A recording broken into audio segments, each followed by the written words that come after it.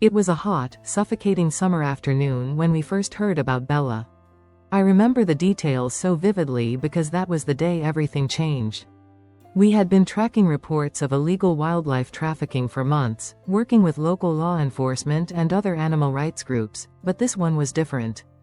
This wasn't about a jaguar being smuggled into the country, or even being kept in a tiny cage in some underground marketplace. This was a case of cruelty in plain sight, a backyard zoo. The kind that people sometimes dismiss as harmless, but which, in reality, is a prison for the animals trapped inside. I had spent years working with animal rights organizations, rescuing wild animals from deplorable conditions, but something about Bella's situation hit me differently. It felt like we were too late. The information we had received from an anonymous tip was shocking. A jaguar, in a small, private enclosure in a backyard, without proper care, food, or medical attention. The tipster had been watching the animal deteriorate, day by day, unable to endure it any longer. That's when they reached out. Bella was just a cub when she was brought there, no bigger than a loaf of bread, and she had lived in that small enclosure ever since.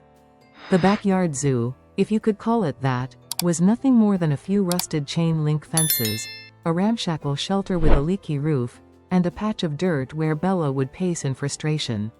She had no company, no other animals to interact with. She had no space to run.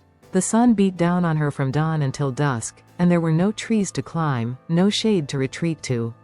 Just concrete and metal. The owner of the property was an older man, a retired truck driver who had been collecting exotic animals as a hobby for years.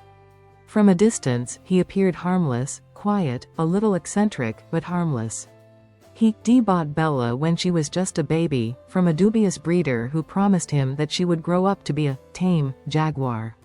And though he may have started with good intentions, something shifted along the way. Over the years, the care Bella needed turned into a burden he couldn't, or didn't want to, shoulder. The man didn't realize, perhaps didn't care, that a jaguar is not a house pet, not a creature that can be kept in a cage. We had heard horror stories about how these animals, when kept in captivity like this, can develop severe physical and psychological issues. But we had to see Bella with our own eyes to truly understand the gravity of the situation. That afternoon, our team of activists, a small group of us trained in both rescue operations and animal welfare, gathered near the location. We had been preparing for this moment for days, making arrangements with a nearby wildlife sanctuary that could take Bella in. We pulled up at the house, which sat on a quiet street lined with old oak trees. The backyard was surrounded by a high fence, and the air was thick with the stench of something decaying. I could see the jaguar immediately. Her yellow and black spotted coat stood out starkly against the rusted backdrop of the cage. She was pacing back and forth, her body thin and wiry, the bones beneath her fur clearly visible. Her eyes, those striking golden eyes, seemed dull, lifeless. She didn't seem to notice our approach. It was as if she had become numb to the world, used to the monotony of her tiny existence. I watched her for a few moments, feeling a mix of sadness and rage rise up in me. I had seen cases like this before, but Bella's stillness struck me deeply. Jaguars are not meant to live in cages. They are solitary, powerful creatures, with territories that span miles in the wild. Bella, in her confinement, had been denied everything that made her who she was. We approached the owner slowly, carefully. He didn't seem surprised by our presence, but there was a defensiveness in his posture. He was a man used to hiding things from the world, making excuses, justifying his actions. "She's fine," he said when we explained why we were there. "She's been living here for years, and she's healthy." But the truth was right there in front of us, too obvious to ignore. Bella was far from healthy. The owner made it clear that he didn't want to part with her. There was a stubbornness in his voice, an unwillingness to admit that perhaps he hadn't been the best keeper. He tried to tell us how much Bella had settled down over the years, how she had adapted to life in the backyard. But I could see it wasn't true. Bella was not thriving. She was barely existing. We had anticipated this resistance. People often get attached to the animals they keep, especially when they've had them for years. It's a twisted sort of bond, one that is more about ownership than care, but it's real. And we had to navigate it with care, to avoid escalating the situation. After several minutes of discussion, we showed the owner the legal paperwork that proved Bella's captivity was illegal. She was a protected species, and keeping her in a private backyard without proper permits, facilities, or veterinary care was against the law. We tried to explain that we were not here to take away his pet, but to give Bella a chance at a real life, one that didn't involve a cage. Eventually, the man's resolve began to crack. He was reluctant, but he knew, deep down, that he couldn't continue living with the truth. That's when the decision was made. Bella would be rescued, but the hardest part was still ahead. We had to move her from that small, suffocating backyard to the sanctuary, where she could finally feel grass beneath her paws, and breathe air that wasn't thick with the scent of decay. But the transfer wasn't going to be simple. Bella had been in captivity for so long that she was scared of human contact. We couldn't just walk in and lead her out like we might a domesticated animal. This was going to take patience, trust, and a great deal of care. I remember the moment we opened the gate to the enclosure. Bella froze, staring at us with those golden eyes, her body tense. We had brought a large transport crate, one that would allow her to be safely moved. The team set up barriers and slowly began to guide her toward the crate. But Bella was frightened, and every instinct in her told her to retreat, to hide. We couldn't rush it. Every step had to be slow, deliberate, calm. It took hours of waiting, of gently coaxing Bella, of making sure she knew that we weren't there to harm her. Slowly, she began to move toward the crate, but when she finally stepped inside, I could see it, the smallest glimmer of hope in her eyes. She wasn't just a scared animal anymore. She was a living, breathing being that deserved better. As we closed the door to the transport crate and prepared to move her, I felt a weight lift from my shoulders. The hardest part was done, but the road ahead would be long. Bella's real journey, the one that would take her from a life of suffering to a future of recovery, was only just beginning. And so, with Bella safely inside the transport, we began the drive to the sanctuary, knowing that we had given her the chance she needed. But as we drove, I couldn't help but wonder, what had Bella's life been like up until that point?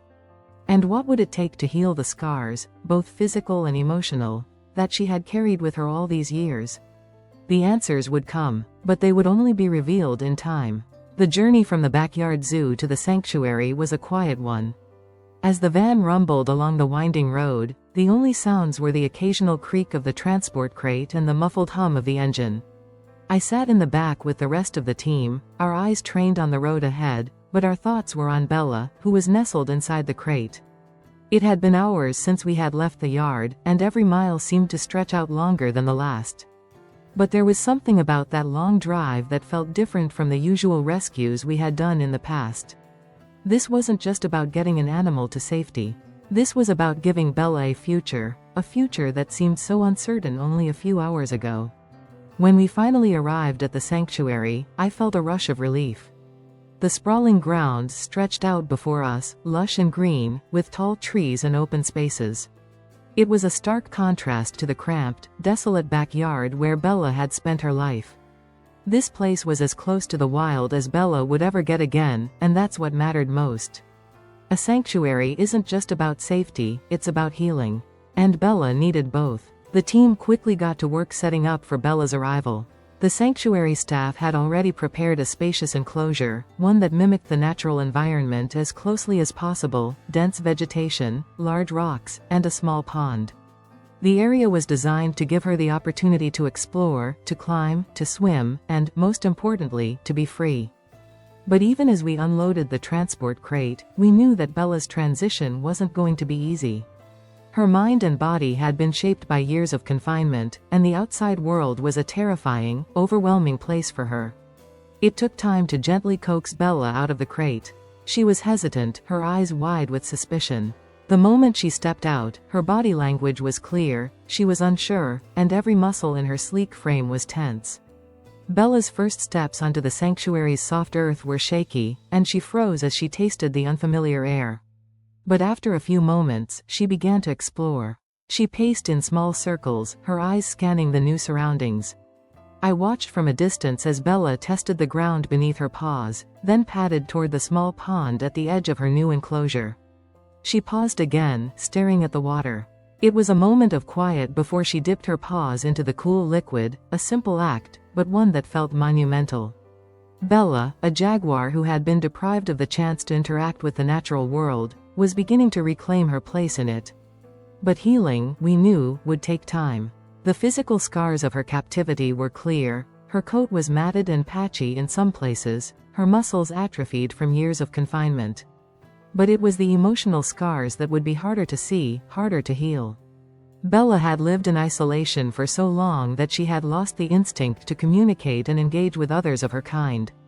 The natural behavior of a wild jaguar, marking territory, hunting, socializing, was something Bella had never had the chance to learn. She had become a shadow of the powerful predator she was meant to be. In the weeks that followed, the sanctuary staff worked tirelessly to help Bella adjust. They monitored her closely, giving her space to acclimate while also offering gentle care.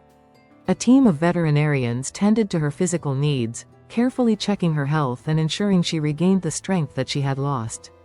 The staff also worked on her behavioral rehabilitation, introducing her to other animals in the sanctuary at a pace that was comfortable for her. It was slow, but over time, Bella began to come out of her shell. The first breakthrough came one morning when Bella ventured closer to the boundary of her enclosure, where another jaguar, named Hugo, was housed. Hugo had been brought to the sanctuary years earlier, a wild animal who had been saved from a similar situation. He had been living alone in his own enclosure, but he had always been calm and curious about the other animals around him. That day, Bella and Hugo made eye contact, and for the first time, I saw something shift in Bella's posture. She stood still for a long moment, watching Hugo, who seemed equally intrigued. It was as if Bella realized, for the first time in her life, that there were others like her, others who could understand the world she had been shut away from for so long. From that moment on, Bella's behavior began to change. She became more curious about the world around her, more willing to explore her enclosure. And though she was still hesitant, she started to display signs of the jaguar she was meant to be. She began to climb the rocks in her enclosure, testing her muscles, stretching her limbs.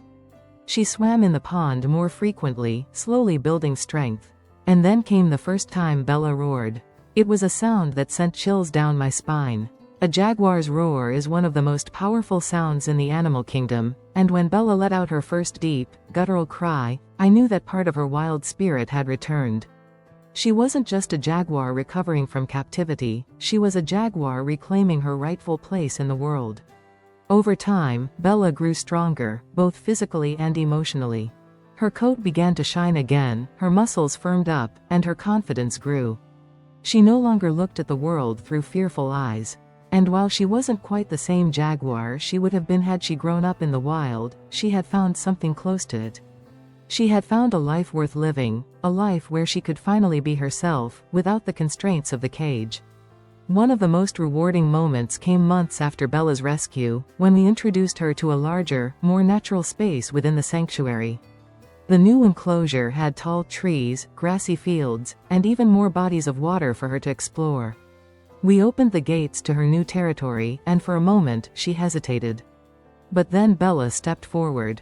She took a few cautious steps, then broke into a run, her powerful legs propelling her across the open ground. Her body stretched out, and for the first time in years, I saw a jaguar run with true freedom, as if the weight of her past had been lifted with every stride. Bella would never be fully wild again. Her time in captivity had left deep marks on her, both physically and psychologically, but the sanctuary had given her something she had never had before: the chance to be a jaguar. And though we would continue to care for her, to support her, and to ensure she had the life she deserved, I knew that Bella was finally on her way to being whole again. As I watched her disappear into the tall grass, her coat blending with the shadows of the trees, I felt a deep sense of gratitude. Bella was no longer the broken creature I had first seen in that backyard zoo. She was a survivor, and that, in itself, was a kind of victory. The road ahead for Bella would still be a journey, but at least now, she had the time, the space, and the care she needed to heal. And as for me, I could only hope that more people would see the truth in Bella's story, because it wasn't just her freedom at stake. It was the freedom of all animals, who deserve nothing less than the chance to live their lives as they were meant to. And though Bella had already made great strides, I knew this wouldn't be the last chapter of her story.